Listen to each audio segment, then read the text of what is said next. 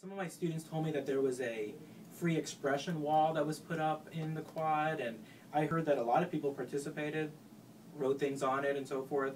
And I think that was a nice reminder about free speech rights on campus and free speech rights in our society and how important they are.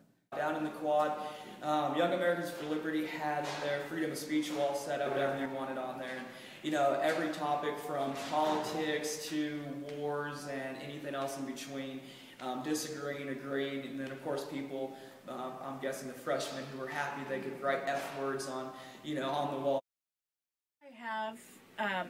I have done something this semester. You know, I am like a lot of people, so there are issues that are important to me, but I don't often make time to protest or to speak out in a big public forum like that.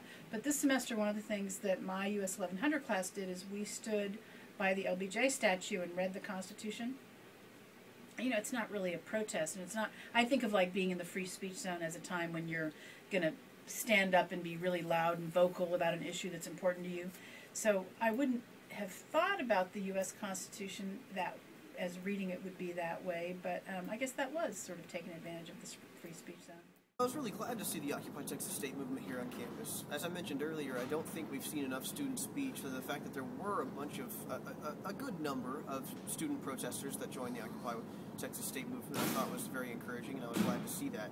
From what I saw, their message wasn't as cohesive as it could have been. They were angry about a bunch of stuff. During their shouts and their protests, I heard stuff about tuition, and I also heard stuff about gay marriage rights, which I thought was kind of interesting for the Occupy Texas State movement. But still, I was really glad to see that they were there, and they did seem to care about a bunch of stuff, which is fantastic. This is something that I did, where I was invited by the San Marcos Public Library to come talk about First Amendment issues, and I really enjoyed that, you know, because I firmly believe that the university should always partner with the local community and provide this information and scholarship and dialogue with the surrounding communities. And so anytime there's a chance to do that, you know, we should. But if it's about the First Amendment, then I'm first in line. You know, I'd love to be part of that.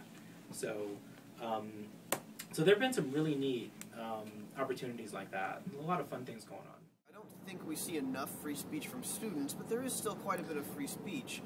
For example, some of the most infamous free speakers are Brother Jeb and some of the other preachers that go down to the Stallions, like I said, a great place for people to come and be angry, where they preach hellfire and brimstone and tell students as they pass by all of the reasons that they're going to go to hell.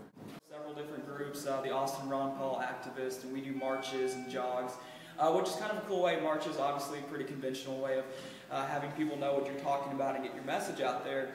But we also jog once a week on Saturday at Town Lake in Austin with Ron Paul shirts and signs on, and we just jog around. Don't really say anything, but people get to see our shirts and sometimes talk to us, and sometimes they just, you know, laugh and give us thumbs up, and sometimes they give us thumbs down. But, you know, that's how it is.